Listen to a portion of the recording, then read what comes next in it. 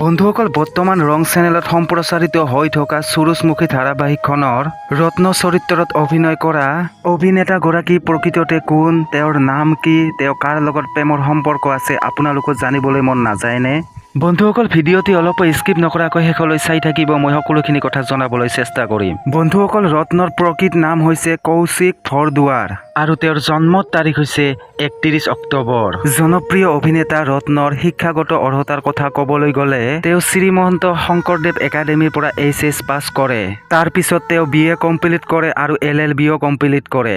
বন্ধুসকল এতিয়া জানো আহক ৰত্নৰ পৰিয়ালৰ বিষয়ে। বন্ধুসকল তেওঁৰ পৰিয়ালত মাক, দেউতাক আৰু ভণ্টি আছে।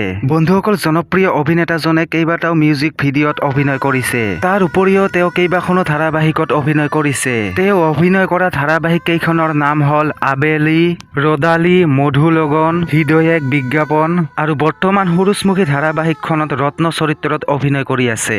বন্ধুসকল আপোনালোকে ৰত্নৰ অভিনয় চাই কেনেকুৱা পায় কমেণ্ট এটা কৰি জনাবচোন। বন্ধুসকল আমি জানিব পৰা মতে ৰত্ন কোনো প্ৰেমৰ সম্পৰ্কত নাই।